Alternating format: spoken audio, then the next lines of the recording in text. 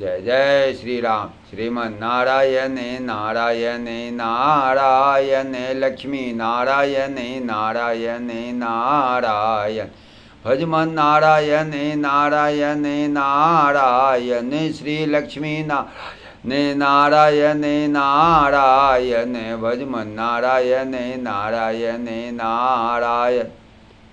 ज्येष्ठ अधिक मास की एकादशी, दिश एकादशी को परमा एकादशी कहते हैं। यह एकादशी 11 जून दिन बृहस्पतिवार को मनाया जाएगा और इसका पारण भगवान सूर्य के उदय होने के 2 घंटे के भीतर आप कर लेंगे।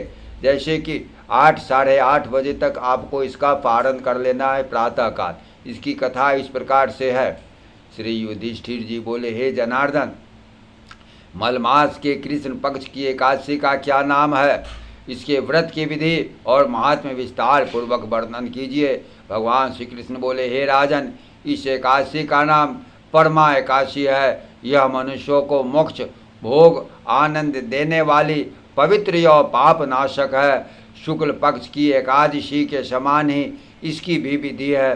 भक्ति पूर्वक नरोत्तम भगवान नारायण का पूजन इस एकादशी में करना उचित है। यहाँ पर मैं एक मनोहर अति सुंदर कथा जो कामपल्य नामक नगर में हुई, जैसी मैंने सुनी वैसे तुमसे कहता हूँ। उस नगर में सुमेध नाम का एक अत्यंत धर्मात्मा ब्राह्मण रहता था। उसकी स्त्री भी अत्यंत पतिव्रता थी, परंतु भाग्य के कारण वह अत्यंत दरिद्र थी। अनेक मनुष्यों से भिक्षा मांगने पर भी उसको भिक्षा नहीं मिलती थी। इस कारण भली प्रकार भोजन, वस्त्र और रहने को स्थान तक भी नहीं मिलता था। उसकी स्त्री अपने पति के साथ अत्यंत कठिनता से जीवन निर्वाह किया करती थी।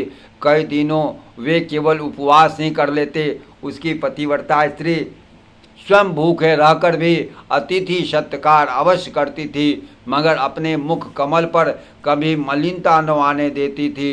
साथ ही अपने पति से कभी किसी वस्तु की याचना न करती थी।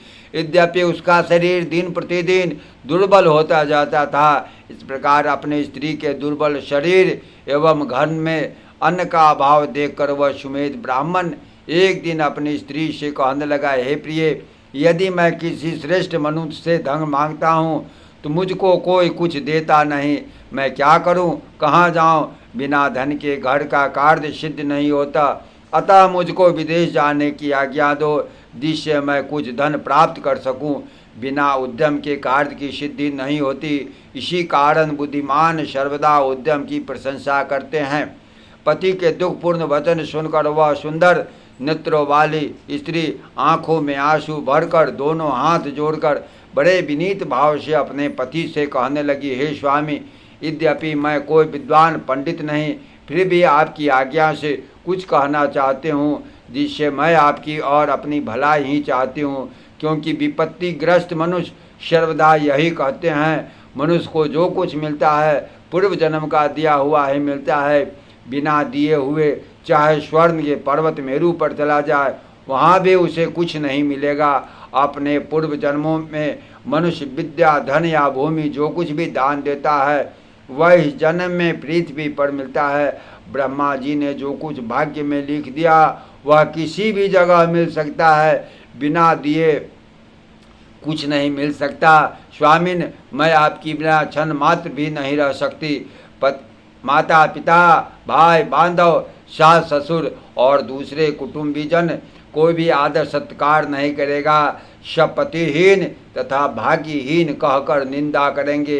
अतः इसी जगह पर रहकर जो कुछ भी मिले उसी में सुख मानिए। अपनी स्त्री के ऐसे वचन सुनकर वह ब्राह्मण विदेश नहीं गया। एक समय मुनियों में श्रेष्ठ कौंडिन्य मुनि भाग्यवश वहाँ आ गए। उनको आए हुए देखकर सुमेध ब्राह्मण अत्यंत प्रसन्न हुए और अपनी स्त्री सहित शीघ्रता से बड़ी नम्रता के साथ बारंबार उनको नमस्कार किया और कहने लगे, आज हम धन्य हैं, हमारा जन्म आपके दर्शन से सफल हो गया। यहाँ कर आपने हमको अनुग्रहित किया है। हमारे बड़े भाग्य जो आपके दर्शन हुए। ऐसा कहकर सुंदर आसन दे मुनि की पूजा की और श्रद्धा के साथ मुनि को भोजन कराया। उस श्रेष्ठ पतिव्रता स्त्री ने मुनि से पूछा, महाराज, दरिद्रता का नाश कैसे होता है? बिना दान किए हुए भी धन, विद्या, स्त्री और दूसरे पदार्थ कैसे प्राप्त हो सकते हैं? मेरे पति मुझे छोड़कर धन की आशा में विदेश जा रहे हैं। मैंने उनको रोका है। मेरे भाग्यवश आप यहाँ आ गए। अतः हे महामुनि, कृपा करके कोई ऐसा उपाय, व्रत, तीर्थ या तपस्या बतलाइए जिससे हमारा यह दुख दारिद्र्य दूर हो। उस शिला के ऐसे वचन सुनकर अपने मन में सब पाप, दरिद्र और दुखों का नाश करने वाले उत्तम व्रत का विचार कर मुनि कहने लगे, हे सुशीले, मलमास में कृष्ण पक्ष की भगवान की अति प्रिय भक्ति देने वाली परमा नाम की जो एकादशी है, तुम की उसकी उपासना तथा व्रत करो। उसके करने से मनुष्य धन दान से संपन्न हो जाते हैं। विधि पूर्वक व्रत और रात्रि को नृत्य, गीत आदि करके जागरण करना चाहिए। इस व्रत को सबसे पहले कुबेर जी ने किया। तब शिव जी ने प्रसन्न होकर उनको धन का स्वामी बना दिया। फिर अपने पुत्र को बेचने वाले राजा हरिश्चंद्र ने किया तो अपना खोया हुआ राज्य, ऐश्वर्य तथा स्त्री पुत्र को पुनः प्राप्त किया। अतः तुम भी रात्रि के जागरण सहित इस व्रत को करो। हे पांडव, इतना कहकर अति प्रसन्नता के साथ कौंडिन्य ऋषि ने व्रत की सब विधि सुन कर उनको समझाई। फिर उनसे पंचरात्रि का शुभ अनुष्ठान, शुभ कारक व्रत का वर्णन किया, जिसके अनुष्ठान मात्र से भोग और मोक्ष दोनों प्राप्त होते हैं। उन्होंने कहा, परमा एकादशी के दिन प्रातःकाल नित्य कर्म से निवृत्त होकर यथाशक्ति पंचरात्रि व्रत करने का नियम करें। जो प्रातःकाल स्नान करके 5 दिन पर्यंत निराहार रहता है, वह अपने माता पिता तथा स्त्री सहित भगवान विष्णु के धाम को जाता है। जिसने 5 दिनों तक स्नान आदि करके विधि पूर्वक ब्राह्मणों का भोजन कराया, उसने देवता, मनुष्य, राक्षस सहित सबको भोजन करा दिया।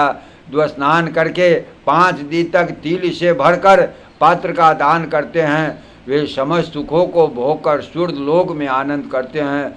जो घी का पात्र दान करते हैं और ब्रह्मचर्य से रहते हैं, वह देवांगनाओं के सहित स्वर्ग में आनंद करते हैं। कौंडिन्य ऋषि कहने लगे, हे सुशीले, तुम भी अपने पति सहित इस व्रत को करो। इस व्रत के करने से अन्न और धन से युक्त होकर अंत में स्वर्ग को जाओगे।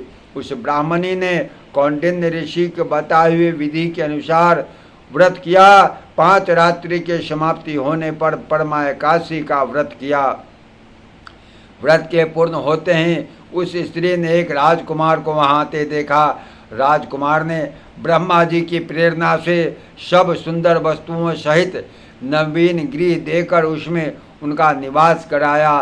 तत्पश्चात उस राजकुमार ने 1 ग्राम उनकी जीविका के निमित्त दान दिया। मलमास की कृष्ण पक्ष की परमा एकादशी का आदर सहित व्रत करने से वे समस्त पापों से मुक्त होकर भगवान विष्णु के धाम विष्णु लोक को गए।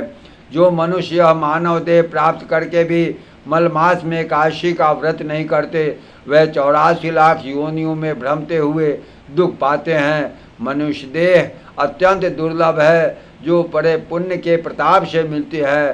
श्री कृष्ण भगवान द्वारा कहे गए इस महात्मा को सुनकर राधा युधिष्ठिर ने अपनी पत्नी तथा भाइयों सहित एकादशी के व्रत को किया और अनेक भोगों को भोगकर अंत में भगवान श्री विष्णु के वैकुंठ लोक को गए। सूत जी महाराज कहते हैं कि और भी जो कोई मनुष्य मलमास की एकादशी को विधि पूर्वक और श्रद्धा से पंचरात्रि व्रत करेगा, वह इंद्र के समान भोगों को भोगकर अंत में तीनों लोकों में वंदित होकर बसना विष्णु के धाम वैकुंठ को प्राप्त होगा।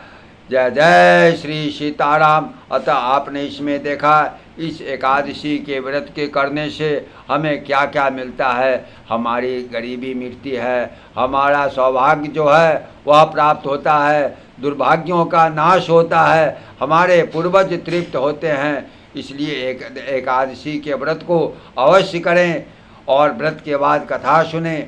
जय जय श्री सीताराम, जय जय श्री सीताराम, जय जय श्री सीताराम।